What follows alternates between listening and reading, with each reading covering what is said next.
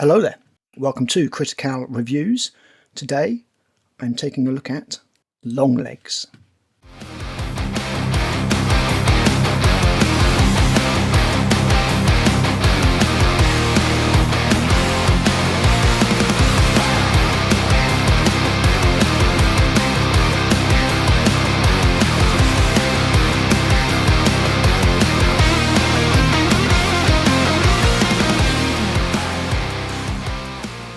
Longlegs is one of those delightful surprises that show me there's still hope for the cinematic art form. Creative decisions that inform the finished product and elevate it to what I will not hesitate to call a masterpiece of its genre. Put simply, when it comes to doing what it does, I'm not sure there has ever been better.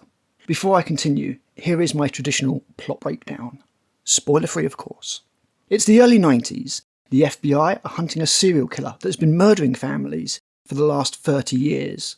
But there's one small problem. His only presence is that of an encrypted letter left at the scene of every murder. The murders themselves are actually being committed by the father of the family, brutally killing all of his loved ones before killing himself.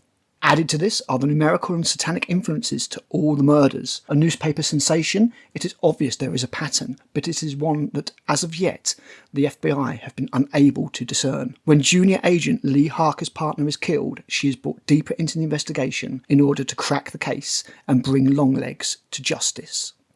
That's just the basics of the setup of the story, but there is much more to it than that. I just don't do spoilers.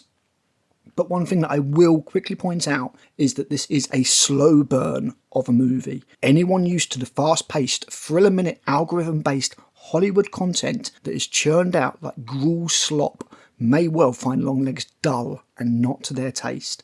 It is not a horror film. It's a psychological murder thriller, but the thrillers aren't jump scares and action scenes. It's the undeniable thrill you feel while watching the movie as it manipulates you like a puppet.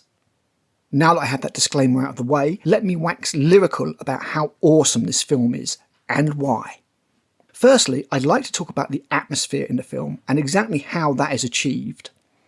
The framing, lighting and cinematography all combine to create a sense of tension and oppression like nothing I have ever experienced. Every scene is perfectly lit to give you just enough visual information to put you on edge. Never are you left stumbling around in pitch black, but never is anything flooded with luminescence in an unnatural way. In fact, the natural aspect of this movie is something that I will touch upon again and again.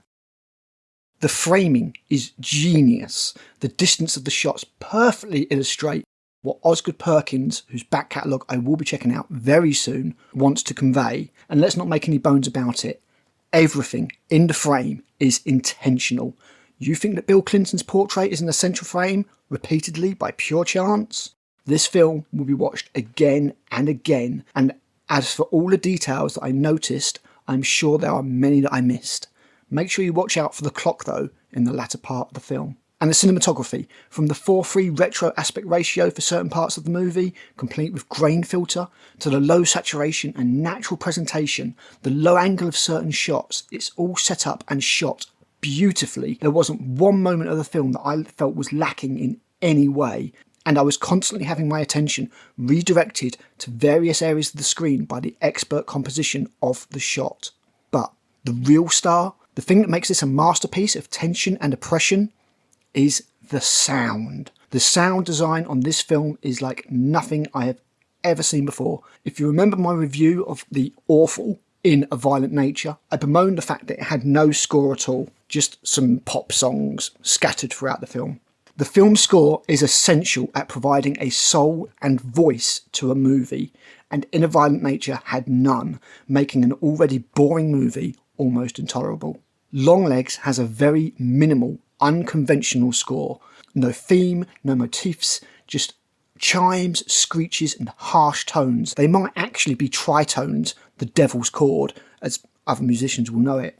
Used very sparingly at key points, but it puts you on edge. A Hollywood film would be blasting you with bombast and orchestral scores, but not here. Added to that is the actual sound of the noises in the movie. Lights buzz, feedback crackles, Everything has a noise, and although the score, such as it is used very sporadically, the film is rarely silent. It's oppressive, pushing at you, surrounding you, suffocating you. So, let's move on to the actors.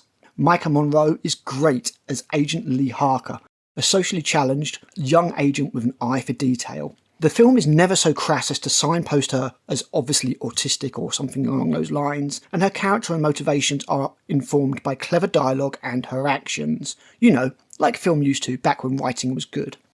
She's also far from glamorous. In a welcome shift, she's very natural looking. In fact, none of the characters have that overly preened, meticulous look. Micah's eyebrows look like they're about to crawl off of her face. With a subtle, understated, introverted performance, Micah Monroe brings this protagonist to life. Never a bold hero, no confident in control, just a woman striving to bring a murderer to justice. She is ably supported by Blair Underwood as Agent Carter. No, not that one. Who is an almost polar opposite to Harker in nature, setting up a fascinating dichotomy. Okay, so, Nicolas Cage. You remember when good old Nick was churning out those awful direct-to-video films in order to pay off his debt? Thankfully, we're long past that time.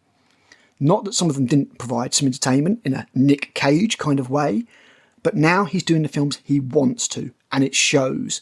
The man is on something of a renaissance. Not that we went anywhere. The Unbearable Weight of Massive Talent was a fun comedy action film, with Nick riffing superbly off of Pedro Pascal, who was also great in that film. The criminally underrated Renfield saw Cage ham it up as Count Dracula himself in a hilarious dark comedy horror examining his toxic relationship with servant Renfield, played by Nicholas Hoult. Dream Scenario was a fascinating and disturbing film examining the dangers of the culture of celebrity and viral popularity and the consequences of cancel culture. It's one of Cage's most understated performances. Arcadian was a very low-budget, small-scale horror story about a father and two sons facing off against monstrous horrors. Though not in the film all that much, he nonetheless leaves an impression. And now we have Longlegs. And this may be among Nicolas Cage's finest work. At times he's rather creepy and unhinged, with a riveting conviction. And at other times he is, well, maximum Cage, screams and all. The crazy thing is that his demented screams and wails add to the soundscape of the movie, which is great.